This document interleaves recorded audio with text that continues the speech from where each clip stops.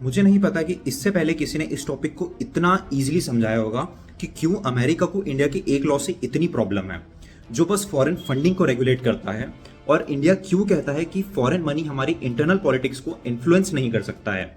इस लॉ का नाम है FCR है, यानी foreign contribution regulation act. Simple language में समझते हैं, इंडिया में अगर कोई एनजीओ या ऑर्गेनाइजेशन फॉरेन से मनी रिसीव करना चाहती है तो उसे FCRA की रूल्स फॉलो करने पड़ते हैं। गवर्नमेंट ये भी चेक कर सकती है कि पैसा कहाँ से आ रहा है, कितना आ रहा है और कहाँ यूज हो रहा है।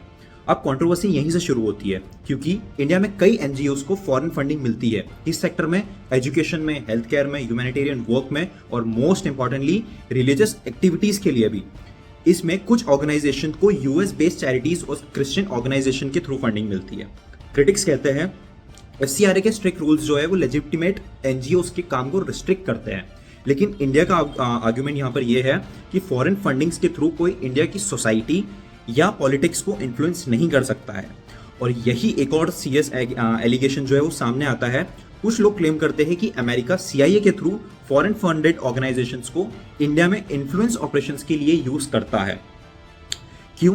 क्योंकि CIA का हिस्ट्री में डिफरेंट कंट्रीज में कोवर्ट पॉलिटिकल इन्फ्लुएंस ऑपरेशन में इन्वॉल्वमेंट रहा है, जिसमें कई मिडिल ईस्टर्न कंट्रीज है, सदर्न अमेरिकन कंट्रीज भी है।